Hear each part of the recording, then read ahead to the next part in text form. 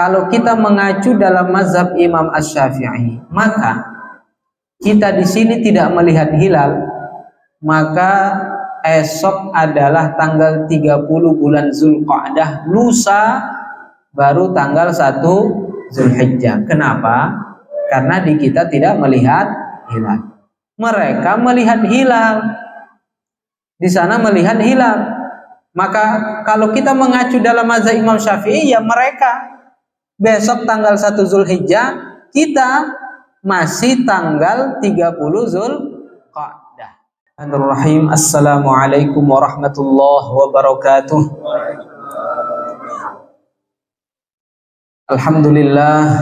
Alhamdulillahi rabbil alamin. Wassalatu wassalamu ala sayyidina Muhammadin ashrafil mursalin wa ala alihi wa ashabihi at-tayyibin at-tahirin. Allahumma la sahla illa ma ja'altahu sahla wa anta ya hayyu ya qayyum taj'alul hazna idza syi'ta sahla. Allahumma rzuqna al-ikhlasa fil niyyati wal qawli wal amal. Segala puji kita ucapkan kepada Allah Subhanahu wa ta'ala. Salawat dan salam mari sama-sama kita hadiahkan kepada Nabi kita Muhammad sallallahu alaihi wasallam. Mudah-mudahan kita semua nanti akan mendapatkan syafaat di hari kemudian kelak. Amin amin ya rabbal alamin. Sebelum kita lanjutkan kajian kita, mari sama-sama kita ikhlaskan niat kita. Kita duduk di majelis ilmu dengan meluangkan waktu kita, menyibukkan diri kita untuk mendengarkan kajian ilmu agama dengan niat ikhlas, yaitu dengan niat untuk mendapat ridha dari Allah Subhanahu wa ta'ala. Dan mungkin sebelumnya sudah diberitahukan bahwa kajian kita yang semula di malam Ahad, kajian akidah, kajian ilmu tauhid, sebelumnya kita lakukan di malam Ahad, dan mulai saat ini akan dilakukan pada malam Sabtu seperti ini. Jadi kajian akidah setiap malam Sabtu, tidak lagi malam Ahad. Kita lanjutkan kembali, namun sebelumnya mengingatkan kepada kita semua bahwa kita ini sudah tanggal berapa Zulhijjah ini, Pak? Tanggal berapa, Pak? Tanggal 8 atau tanggal 9? Iya. Sudah masuk tanggal 9. Tadi siang tanggal 8. Karena pergantian hari dalam bulan Hijriah itu, pergantian hari itu dimulai dari masuknya waktu maghrib, yaitu dengan tenggelamnya matahari sudah berganti tanggal. Jadi sekarang sudah tanggal baru. Kalau yang Masehi kan beda, Pak. Kalau Masehi kapan itu pergantian tanggalnya? Tengah malam ya? Tengah malam, jam 00.01 ya. Nah itu sudah ganti tanggal. Tapi kalau dalam hitungan Hijriah enggak. Hitungan Hijriah pergantian tanggal itu dengan tenggelamnya matahari, yaitu masuknya waktu maghrib. Jadi sekarang sudah tanggal baru. Tanggal berapa? 9 atau tanggal 10? Kalau yang tanggal 9 berarti malam ini tidak takbiran. Ya. Kalau malam ini tanggal 10, ya berarti besok pagi melakukan sholat Aid. Ini perlu juga ya sedikit sekilas kita sampaikan bahwa perbedaan semacam ini ya, ini adalah hal yang wajar. Dengan catatan perbedaan tersebut didasarkan dengan perbedaan dalam hasil ru'yatul hilal. Karena Rasulullah Sallallahu Alaihi Wasallam menyebutkan bahwa dalam bulan Hijriah itu ditentukan dengan terlihatnya hilal. Ya, hadis yang masyhur yang sering kita dengar terkait dengan Ramadan dan Syawal. Ya, tetapi bukan artinya Ramadan dan Syawal saja kalau ru'yah. Hadis tentang bulan Ramadan, awal Ramadan, ya, dan juga awal Syawal itu sumu li ru'yatihi wa aftiru li ru'yatihi. Mulailah puasa, artinya masuk bulan Ramadan kalian mulai puasa. Bagaimana kalian menentukan masuknya awal Ramadan itu? Li ru'yati, jika kalian melihat hilal. Wa aftiru, dan berbuka artinya akhiri puasa Ramadan, yaitu dengan masuknya bulan Syawal. Habis puasa kalian, bagaimana kalian menentukan bahwa puasa kalian itu sudah habis, sudah selesai? Masuk bulan yang baru, yaitu bulan Syawal, li ru'yatihi, dengan melihat hilal. Jadi hadis ini berlaku tidak hanya pada bulan Ramadan dan bulan Syawal saja, tetapi berlaku umum untuk semua bulan. Jadi semua bulan Hijriyah itu ditentukan awalnya dengan melihat hilal. Semua hadis menyatakan demikian. Ya, semua hadis menyatakan demikian. Semua para ulama sepakat, tidak ada yang berbeda dalam hal ini. Ya, semua para ulama dalam 4 mazhab sepakat bahwa penentuan awal bulan Hijriyah itu ditentukan dengan melihat hilal. Lah, kalau dalam satu daerah melihat hilal, di daerah yang lain tidak melihat hilal, atau sebaliknya, ya, di kita tidak melihat, tapi di daerah lain ada yang melihat. Nah, ini bagaimana jika hal ini terjadi? Jika hal ini terjadi, di sini ada perbedaan pendapat di kalangan para ulama mazhab. Imam Asy-Syafi'i mengatakan daerah yang terlihat hilal maka ditentukan besok awal bulan.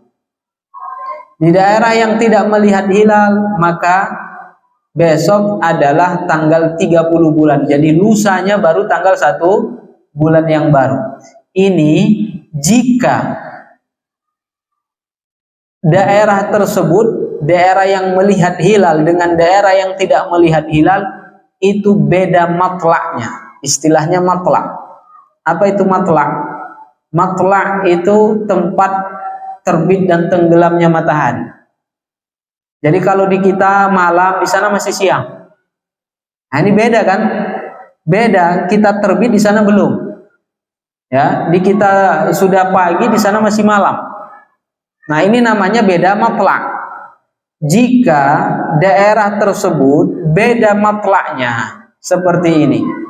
Ya, contohnya yang terjadi saat ini apa yang terjadi? Yang terjadi sekarang ini bahwa di Indonesia tidak melihat hilal. Tetapi di Timur Tengah, di Saudi misalnya, ya, di Lebanon, ya, di sana melihat hilal. Maka apa jika seperti ini terjadi? Apa yang harus dilakukan? Kalau kita mengacu dalam mazhab Imam Asy-Syafi'i, maka kita di sini tidak melihat hilal, maka esok adalah tanggal 30 bulan Zulqa'dah, lusa baru tanggal 1 Zulhijjah. Kenapa? Karena di kita tidak melihat hilal. Di negara lain melihat hilal, negara yang beda matlaknya. Seperti contohnya Saudi, di sana beda matlaknya. Kita maghrib, di sana masih siang. Mereka melihat hilal, di sana melihat hilal. Maka kalau kita mengacu dalam mazhab Imam Syafi'i, ya mereka besok tanggal 1 Zulhijjah, kita masih tanggal 30 Zulqa'dah. Seperti itu hukumnya dalam mazhab Imam Asy-Syafi'i. Karena kita mayoritasnya di Indonesia mengikut dan mempelajari mazhab Imam Asy-Syafi'i, ya, maka kemudian ditentukan, diputuskan dalam mazhab Imam Asy-Syafi'i. Ini yang terjadi seperti ini. Adapun jika kita mengambil dalam mazhab yang lain, dalam mazhab Imam Abu Hanifah, Beliau mengatakan bahwa jika ada yang melihat hilal di daerah manapun, di negara manapun, yang diketahui kabarnya melalui jalur yang thiqah, yang terpercaya, maka wajib hukumnya mengikut hasil ru'yah tersebut. Jadi misalnya di Indonesia tidak melihat hilal, kan begitu kemarin. Di Timur Tengah, Saudi contohnya melihat hilal. Maka kalau kita ngikut mazhab Imam Abu Hanifah dan kita dengar sampai berita itu ke kita bahwa mereka melihat hilal, sampai kepada kita melalui orang yang kita percayai, beritanya sampai ke kita bahwa mereka melihat hilal, maka kalau kita ikut mazhab Imam Abu Hanifah, besok adalah tanggal 1 Zulhijjah. Jadi sama tanggalnya, hari rayanya dengan mereka kalau kita pakai mazhab Imam Abu Hanifah. Sekarang lantas kita mau pakai mazhab apa ini? Silahkan. Kita ini awam, artinya kita berhak boleh ngikut mazhab mana saja. Dan semua mazhab fikih itu, 4 mazhab yang sampai kepada kita itu semuanya adalah mazhab yang benar, boleh diikuti. Bukan artinya Imam Syafi'i harus Imam Syafi'i saja, nggak boleh ngikut mazhab yang lain, tidak. Kita boleh ikut pakai mazhab Imam Abu Hanifah, kita boleh mengikuti pendapat dalam mazhab Imam Malik, kita boleh mengikuti pendapat dalam mazhab Imam Ahmad, boleh juga mengikuti dalam mazhab Imam Asy-Syafi'i, tergantung kita, Pak. Cuman kan kalau kebanyakan nanti yang ngikut Imam Syafi'i, kita sendirian nanti sholat Aid. Kan begitu, Pak. Jadi tidak ada masalahnya, bukan jadi permasalahan besar, karena ini memang semuanya memang berdasarkan dengan ketentuan. Perbedaan yang didasarkan dengan ketentuan yang telah berlaku dalam agama ini adalah hal yang wajar. Ikhtilaful ummati rahmah, bahkan ya, perbedaan umat itu akan menjadi rahmat. Jadi bukan perpecahan. Jangan kemudian seperti yang dikatakan oleh sebagian orang, ini perpecahan ini sana sini. Sebagian orang malah mengkait-kaitkannya ke masalah yang tidak sepatutnya untuk dikaitkan. Apa mereka mengatakan, Pak? Di media sosial ini saya lihat, kalau yang lebarannya hari Sabtu, katanya gitu kan, tanggal 9 Juli, yang lebarannya hari Sabtu, maka dia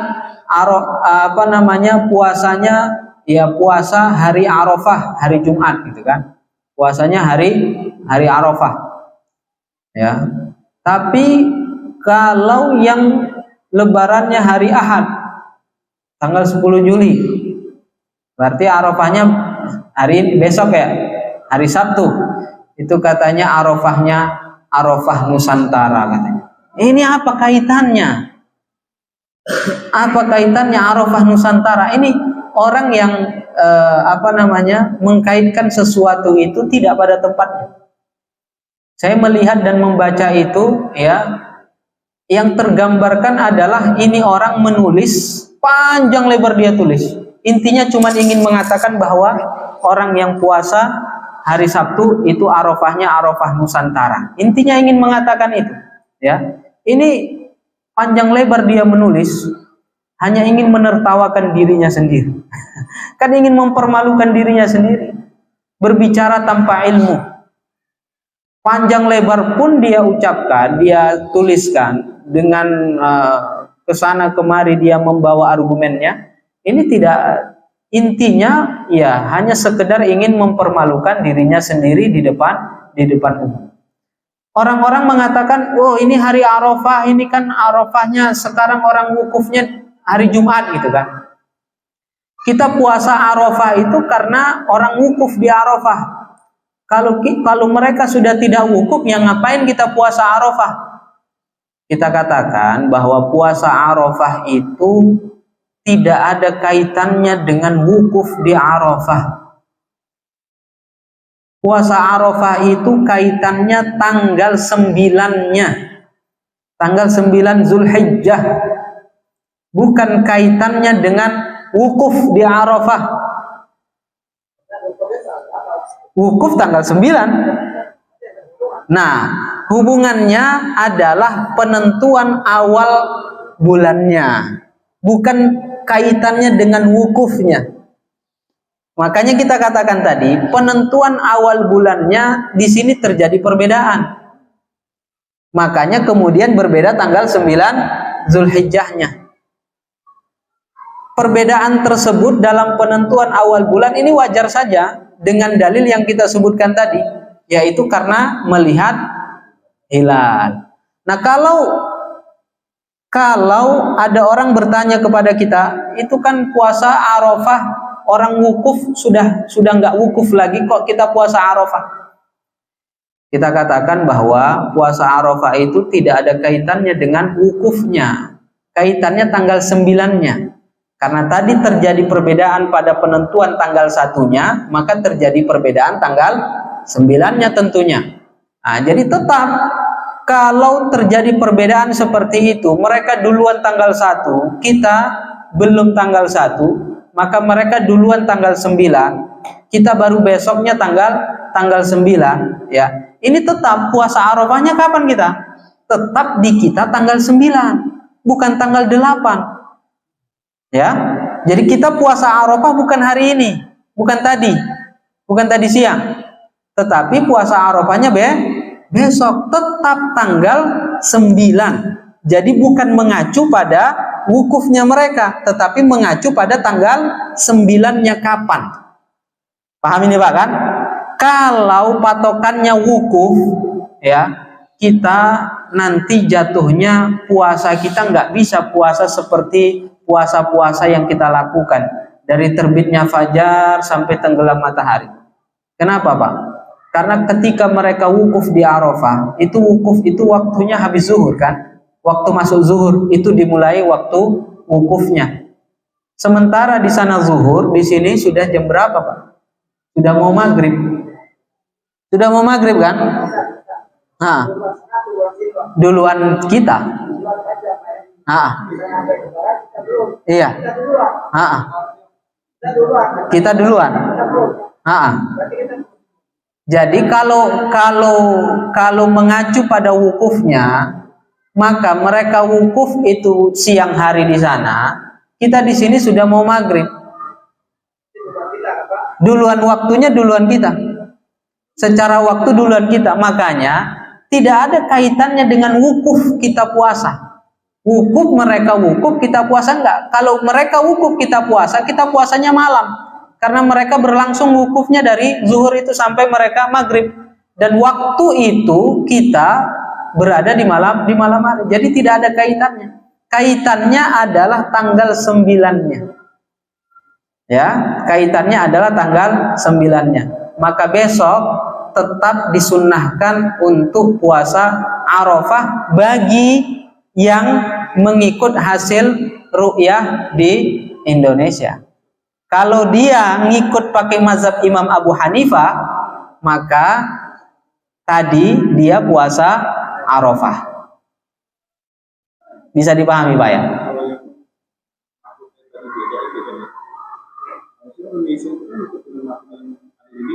Ya.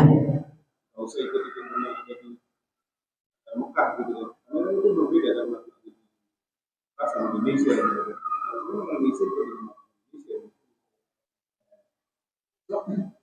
harusnya ikutin dari sini, bukan ikutin dari sana. Itu berbeda. Kalau tadi juga kan duluan kita ya. Harusnya kita duluan dia. Ini dia. Baik, saya jelaskan. Kita duluan waktu. Nah, ini kenapa terjadi? Di kita nggak melihat, di sana kok bisa melihat? Inilah penyebabnya, di antara penyebabnya karena kita duluan, Pak. Hilal itu, bagaimana hilal itu terlihat? Kita harus tahu posisi hilal. Hilal itu tanggal 1 bulan itu, bulannya sabit kecil. Dan dia tetap terbitnya dari timur, bukan terbit dari barat, tidak. Tetapi ketika tanggal 1 posisinya dekat dengan matahari, sehingga ketika siang hari dia terbit dari timur, itu dia tidak terlihat. Kenapa? Karena ada cahaya matahari. Dia terlihat kalau cahaya matahari sudah hilang. Makanya kita lihat bulan itu malam. Ya, kita kan kadang ngelihat, Pak, bulan itu kadang ada di timur. Ya, pas pertama malam gini kan, kadang ada di sono, kadang tiba-tiba ada di tengah aja gitu kan. Tiba-tiba ada di barat gitu. Nah, ini kenapa bisa begitu? Karena peredarannya begitu. Dia ngikut matahari. Di tanggal 1 bulan itu dia kecil. Kemudian kalau siang hari dia nggak akan terlihat. Karena cahaya kalah dengan cahaya matahari. Nah, kapan terlihat? Saat matahari tenggelam. Saat matahari tenggelam, jika posisinya dari ufuk barat, itu posisinya sangat rendah. Ya, ini ufuk barat, posisinya cuma ada di atas ini. Itu nggak akan terlihat. Kenapa? Karena begitu matahari tenggelam, begitu juga dia akan tenggelam. Jadi nggak sempat orang bisa melihatnya, dia langsung tenggelam. Itu posisinya kalau posisinya sangat rendah dari ufuk. Mereka mengistilahkan posisinya itu derajatnya tidak memungkinkan untuk terlihat. Nah, itu dia kondisinya begitu. Kenapa? Karena ketinggiannya dari ufuk barat itu sangat rendah. Sehingga ketika matahari tenggelam, belum sempat orang bisa melihatnya, dia sudah ikut tenggelam. Maka tidak terlihat. Kita duluan ngelihat, kita duluan maghrib, posisinya masih rendah. Maka di negara yang maghribnya belakangan, itu posisi hilal pasti akan semakin tinggi. Makanya di sana kelihatan. Kalau masalah adanya, hilal itu ada, tapi tidak terlihat. Tidak terlihat. No. Baik. Jadi ini permasalahannya ini, ya. Dalam hal ini ada ilmu tentang hal itu, ya. Tentang ru'yatul hilal itu juga ada ilmunya. Kalau kita mau membuka ilmunya tersebut, ya tentu membutuhkan waktu. Jadi ringkasnya seperti itu. Proses ru'ya itu seperti itu. Dia bukan artinya ada atau tidak ada. Hilal itu ada. Tapi terlihat atau tidak? Patokannya terlihatnya itu, Pak.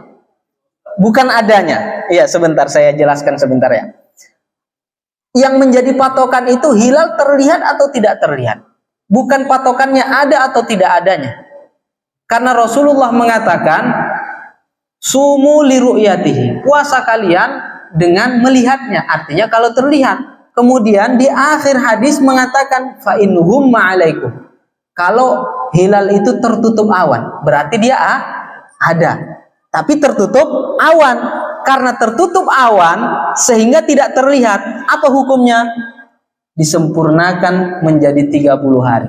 Jadi Rasul bukan mengatakan kalau ada tapi tidak terlihat, tetap besok tanggal 1. Enggak. Rasul mengatakan ada tapi tidak terlihat. Kenapa tidak terlihat? Mendung, tertutup awan.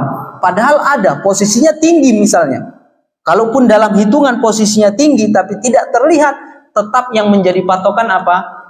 Tetap yang menjadi patokan terlihat atau tidak terlihat.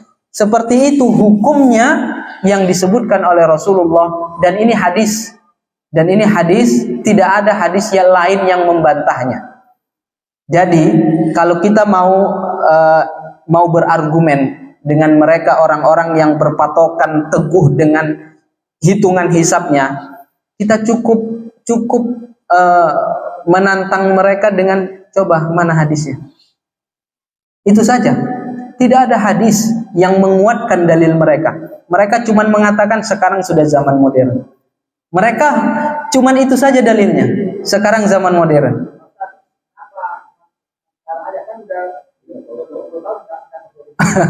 Ya sekarang terjadinya seperti itu, bagaimana kita? Allahu a'lam. Silakan.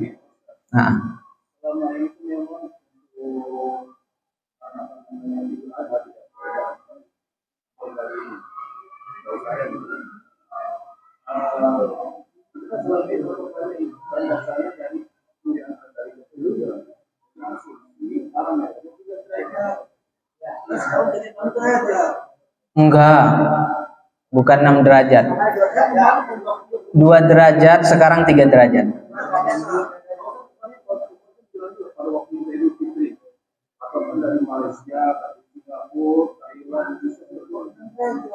Bukan 6, 3 Pak.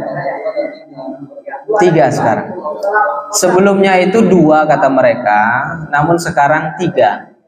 Namun yang 3 ini pun dari semua titik yang nyampe kepada kita kabarnya tidak ada yang melihat. Ya wallahu alam, apakah mereka benar-benar tidak melihat atau kabar itu mereka melihat tetapi ditutup kabarnya, wallahu alam. Tetapi tidak ada kabar yang benar nyampe ke kita itu ada yang melihat. Kita kalau ada orang yang melihat dan kita yakini kebenaran kabarnya bahwa ada orang mengatakan saya bersaksi bahwa saya melihat hilal. Walaupun hitungannya itu di bawah 2 derajat secara hitungan, itu pernyataannya harus diambil. Tetapi tidak ada yang bersaksi bahwa mereka melihat. Masalahnya kan di situ, Pak. Kita waktu kita muraqabah, kita juga nggak ngelihat. Orang lain yang muraqabah tidak hanya di Jakarta, di luar Jakarta juga tidak ada yang bersaksi bahwa mereka melihat. Jadi kalaupun hitungannya kata mereka diubah dari 2 ke 3, ini tidak jadi masalah.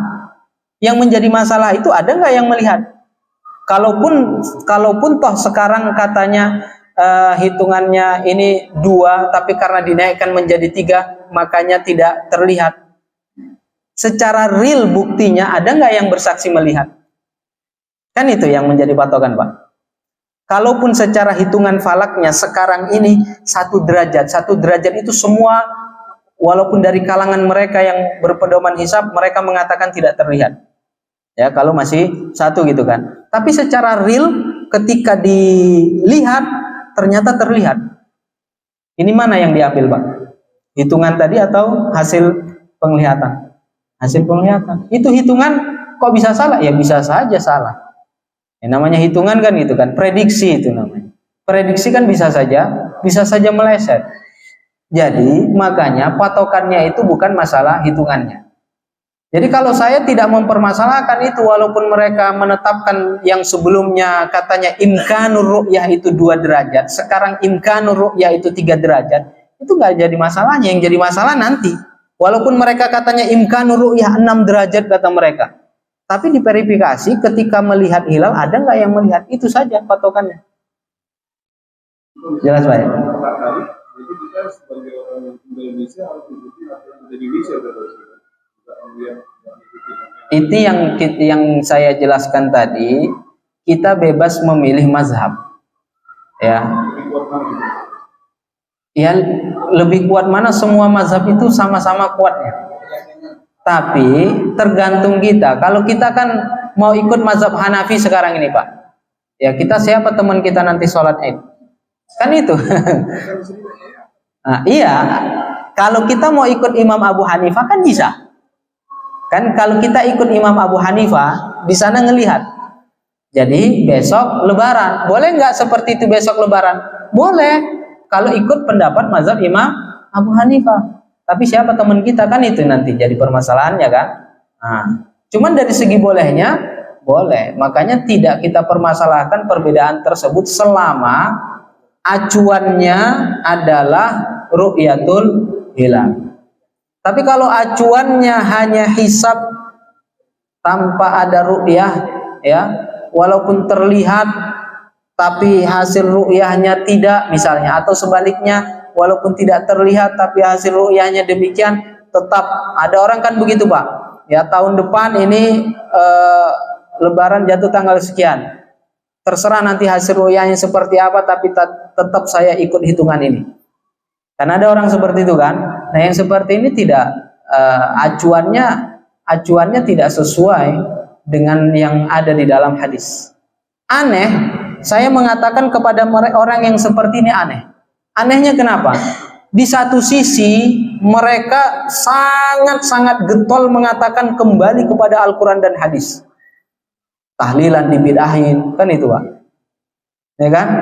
ini dibidahin, ini nggak boleh, ya. Kenapa? Karena nggak ada hadisnya. Ketika kita melakukan ini, mana hadisnya? Nggak ada hadisnya, maka dia nggak mau melakukannya. Tetapi kenapa dalam permasalahan ini yang tidak ada hadisnya sangat berpegang teguh dengannya? Kenapa? Ya kalau kita mau fair-fairan kan begitu, Pak. Ya, kenapa yang di sana mereka getol-getolan menanya hadisnya mana, tetapi kenapa di sini yang mereka tahu sendiri tidak ada dasar hadisnya, kenapa mereka mati-matian membelanya? Nah, bukan artinya hisab itu tidak boleh. Hisab itu perlu, ya. Saya belajar, ya. Saya pernah belajarnya, ya.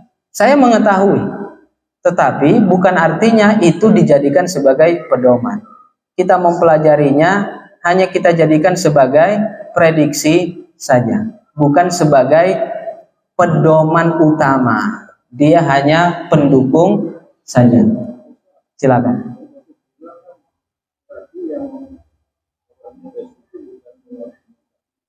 Pakai mazhab Imam Abu Hanifah.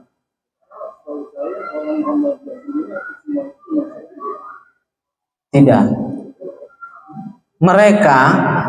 Mereka tidak ngikut mazhab Syafi'i, tidak ngikut mazhab Imam Abu Hanifah.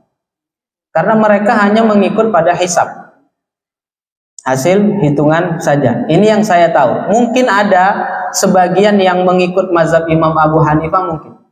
Tapi sebagian mereka dengan ya pembesar sebagian orang-orang besar mereka, itu mereka mengatakan nggak ngikut mazhab sama sekali.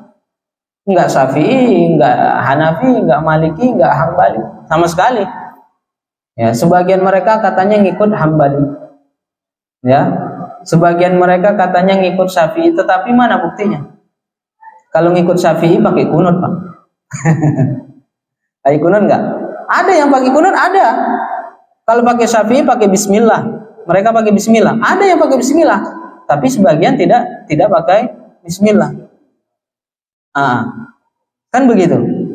Ya, artinya kalau perorangan mungkin. Ya, tetapi kalau dari segi manhajnya mereka tidak yang saya ketahui. Baik, ada lagi yang ditanyakan, ini sepertinya habis waktunya di sini. Iya, karena memang seperti ini ya perlu untuk kita ketahui. Makanya tadi saya katakan bahwa perbedaan ini jangan dijadikan untuk meletakkannya tidak pada tempatnya sampai mengatakan ya itu Arafah Nusantara.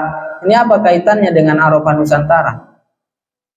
Ini tidak pada tempatnya. Bukan artinya kemudian ketika saya mengatakan ini pro ini tidak pro ini, enggak.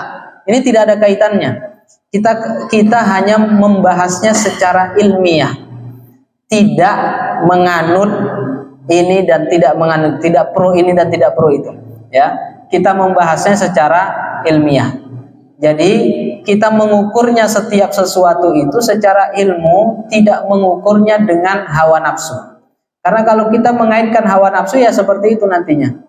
Ya, karena kita nggak suka dengan ini, maka kemudian apa yang walaupun benar yang muncul kemudian jatuh sebagai hujatan. Kita tidak seperti itu. Silakan. Yang duluan, yang mesti duluan, maksudnya duluan apa ini, Pak? Ini yang saya sebutkan tadi. Bahkan sebaliknya, Pak. Karena kita duluan, makanya kita jadi belakangan. Iya, kita duluan maghribnya.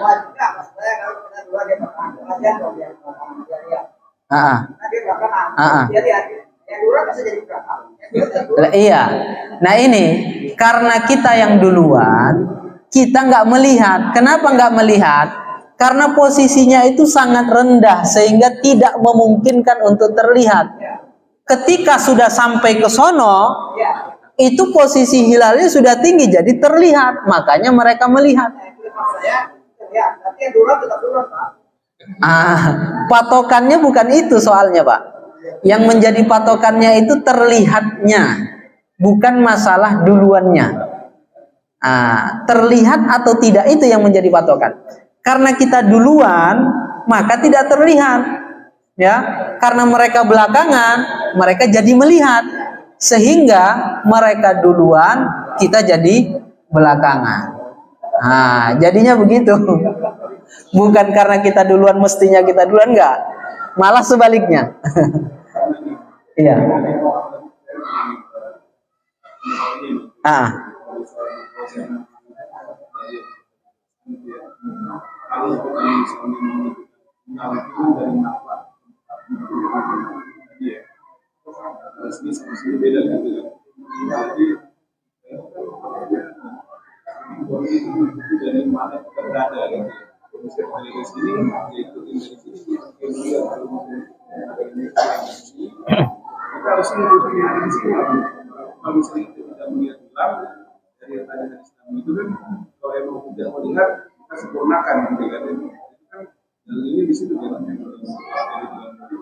Indonesia harusnya kita nggak usah ikut ke sini karena di Indonesia kita berada di sini nggak kelihatan itu hilal. Iya.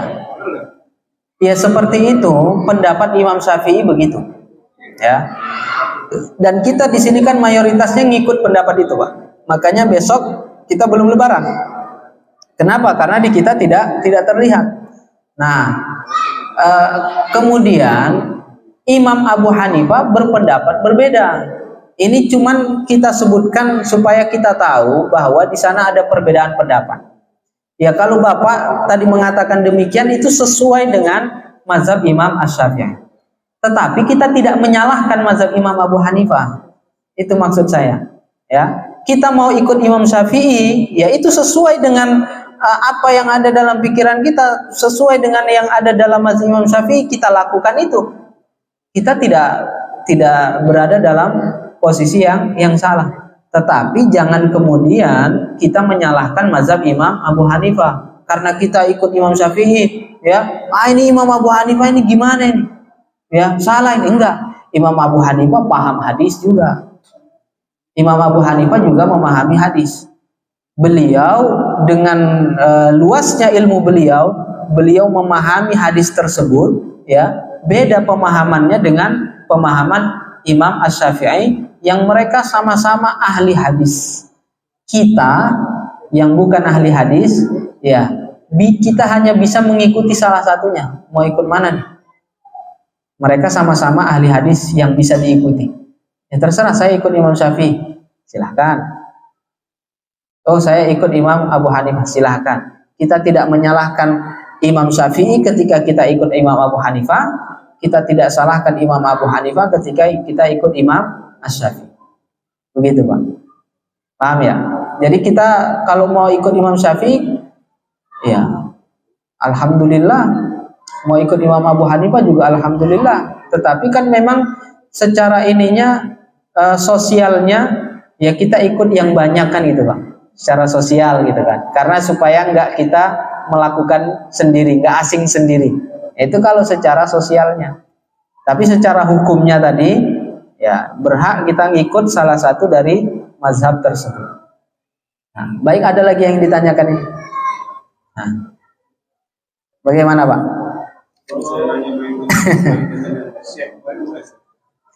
Yang mana? Sebentar, yang ini masih ada? Nggak ada. Kalau tidak,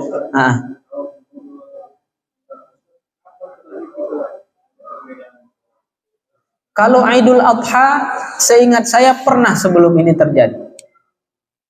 Tahun berapa itu? Tapi seingat saya pernah Idul Adha. Idul Fitri beberapa kali kan? Tapi pernah kan? Enggak sampai puluhan tahun kayaknya. Seingat saya pernah sebelumnya, ya Idul Adha. Selama ini itu nggak jadi masalah. Selalu itu bersamaan. Kenapa sekarang itu juga jadi bermasalah? Bisa berbeda. Ya wallahu alam. Intinya kita mengikut hasil ru'yah itu saja. Ya kebetulan hasil ru'yahnya berbeda kan gitu.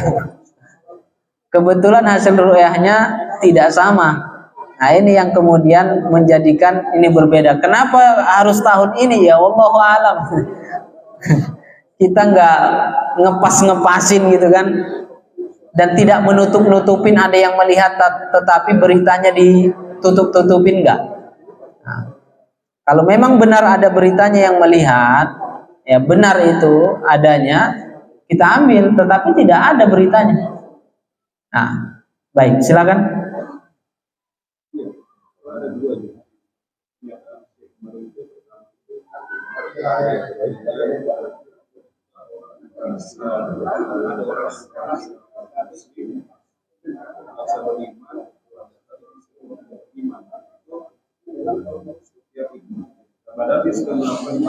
Iya.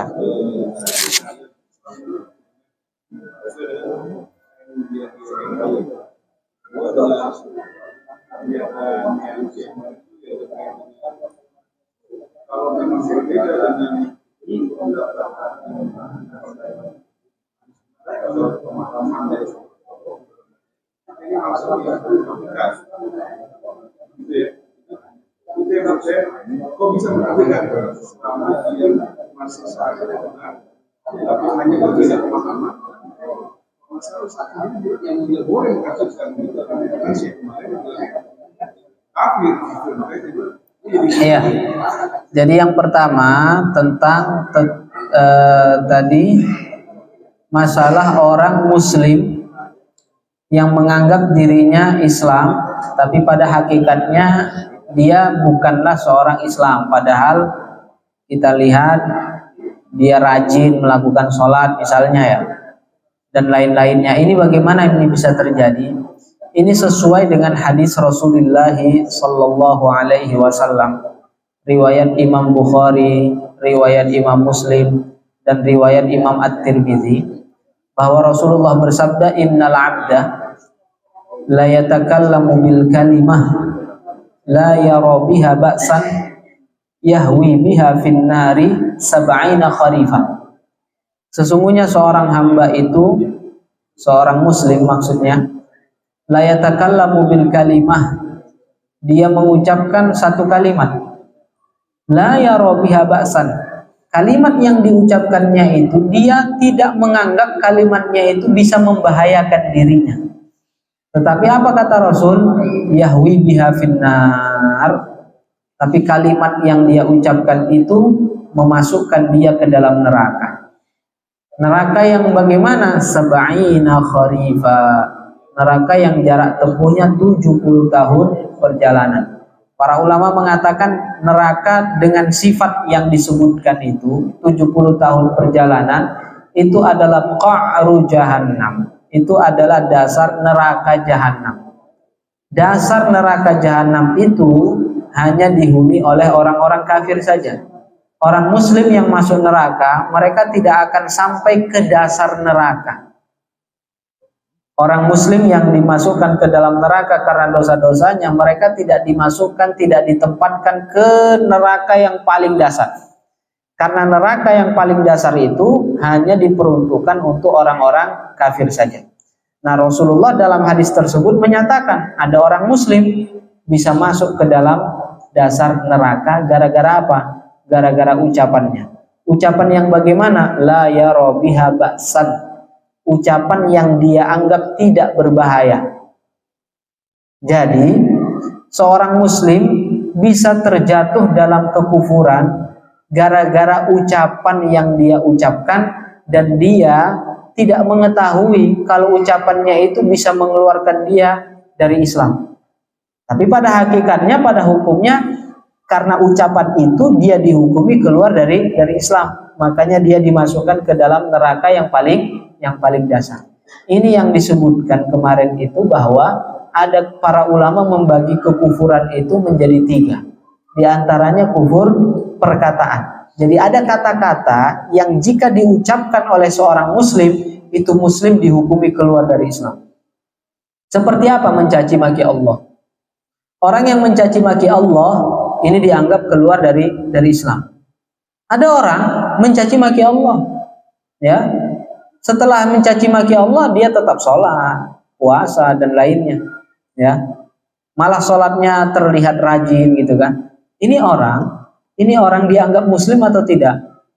dia memperlihatkan dirinya kepada orang-orang bahwa dia adalah muslim, tapi pada hakikatnya dia sudah keluar dari Islam dan dia tidak menyadari kalau dia itu sudah keluar dari Islam. Kenapa? Karena kebodohannya. Dia nggak tahu kalau mencaci maki Allah itu nggak boleh. Ya, dia tetap mencaci maki Allah. Orang kalau marah misalnya mencaci maki Allah. Ini di Timur Tengah, di sebagian daerah. Ini ya, sebagian daerah mereka kalau lagi marah begitu. Mencaci maki Allah. Ini mereka anggap sebagai kata-kata yang biasa gitu. Kayak kita kalau orang seperti di kita kalau lagi marah ngomong-ngomongin binatang gitu kan. Itu sebagian orang biasa, sebagian daerah biasa ngomongin begitu, Pak. Ya. Tapi apakah ngomong-ngomong begitu itu tetap dibenarkan? Tidak. Apalagi mencaci maki Allah. Dia tetap orang yang mencaci maki Allah itu tetap dihukumi keluar dari Islam. Tapi karena kebodohannya, karena dia nggak belajar ilmu agama, dia nggak tahu kalau dia sudah keluar dari Islam. Ini yang dimaksud. Setiap sholat dia syahadat, tetapi syahadatnya tidak dengan niat untuk masuk Islam. Orang yang keluar dari Islam kembali ke dalam agama Islam bagaimana? Dengan mengucapkan 2 kalimat syahadat dengan niat untuk masuk Islam. Jadi bukan 2 kalimat syahadat diucapkannya tanpa niat masuk Islam, seperti 2 kalimat syahadat dalam sholat. Setiap sholat kita mengucapkan 2 kalimat syahadat kapan? Saat tasyahud. Asyhadu an la ilaha illallah wa asyhadu anna Muhammadar Rasulullah. Tetapi tasyahud yang kita ucapkan itu niatnya apa? Niatnya untuk supaya sholat kita sah, karena itu rukun sholat. Bukan niatnya untuk masuk Islam. Jadi orang yang sudah keluar dari Islam, kalau dia sholat, dia belum dianggap masuk ke dalam agama Islam. Kenapa?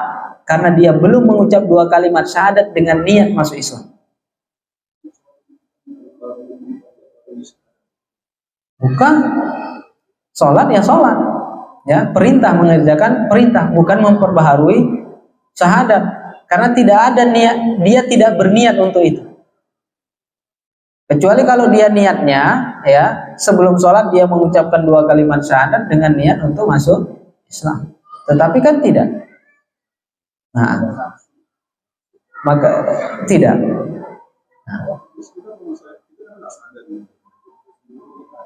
Nah ini dia, makanya wajibnya kita belajar ilmu agama. Wajibnya belajar ilmu agama itu di situ. Kalau seandainya ilmu agama itu tidak diwajibkan, ya orang akan bebas melakukan hal-hal yang seperti itu. Tapi ini diantara hikmah diwajibkannya kita belajar ilmu agama supaya kita bisa membedakan mana yang salah, mana yang benar. Mana keimanan, mana kekufuran. Keimanan kita lakukan, kekufuran kita hindarkan dengan ilmu agama. Orang yang nggak belajar ilmu agama berarti ya tanggung resiko. Dia sudah disuruh belajar tapi nggak mau belajar. Sudah diwajibkan dia belajar tapi nggak mau belajar, tanggung resiko. Orang yang nggak tahu jalan, ya tanggung resiko. Dia mau masuk ke dalam lubang, kan begitu Pak? Makanya kita sudah disuruh tapi nggak mau. Kemudian apakah udah disuruh tapi nggak mau? Ya udah dimaafkan, nggak apa-apa. Apakah begitu? Kan tidak. Yang salah tetap salah dia sendiri, ngapain nggak belajar. Jelas Pak ya. Kemudian yang kedua, bukan artinya pernyataan syekh itu mengkafir-kafirkan, tidak. Ya, tidak ada pernyataannya yang mengkafir-kafirkan. Syekh itu menjelaskan tentang kekufuran dan keimanan. Perbedaan mana keimanan, mana kekufuran. Yang iman harus kita katakan iman, yang kufur tidak boleh kita katakan itu iman. Yang kufur tetap dikatakan kufur. Orang keluar dari Islam, maka dia dikatakan kafir, tidak dikatakan muslim. Karena seperti itu. Hanya ingin menjelaskan itu, intinya seperti itu. Ya, supaya kita belajar ilmu agama agar tidak jatuh dalam kekufuran. Makanya kemarin saya menjelaskan tentang 3 pembagian kekufuran. Kufur yang disebabkan oleh perkataan, kufur yang disebabkan oleh keyakinan, dan kufur yang disebabkan oleh perbuatan. Jangan sampai ada di antara muslim yang jatuh pada salah satu kekufuran ini. Kalau jatuh pada salah satu kekufuran ini, maka dia dianggap kufur. Bukan ingin mengkafirkan, tentu ingin mengingatkan supaya kita jangan berada dalam kekufuran dan jangan ikut-ikut pada kelompok yang mengajarkan kekufuran. Nah, ini istilahnya itu tahzir, mewaspadai agar kita tidak salah jalan. Seperti itu. Nah, baik, ada lagi? Silakan, Pak.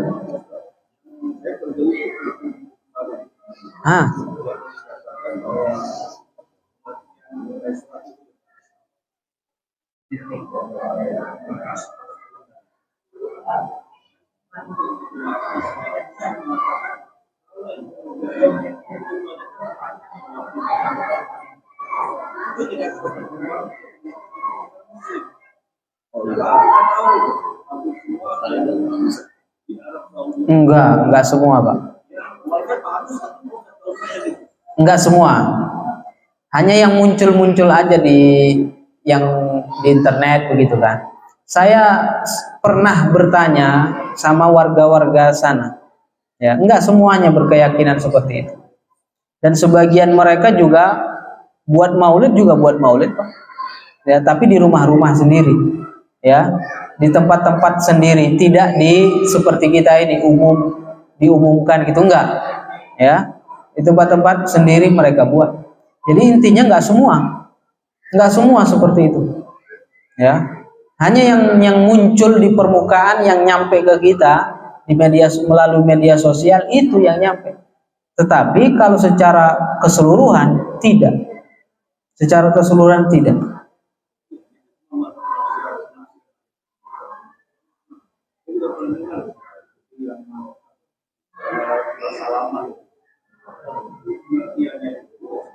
Ini yang kita perlu yang menjelaskan bahwa perbedaan mereka itu, Pak, jangan salah, Bapak. Mereka jelas-jelas nyata-nyata itu mengkafirkan kita. Itu jelas-jelas nyata mengkafirkan kita. Dengan bahasa, tidak dengan bahasa kamu kafir, enggak. Mereka mengatakan Asy'ariyah kufar. Mereka mengatakan mazhab Asy'ari yang mengikut mazhab Imam Abul Hasan Asy'ari itu kafir. Apa arti pernyataannya ini? Pernyataan ini artinya mengkafirkan mayoritas umat Islam di seluruh dunia.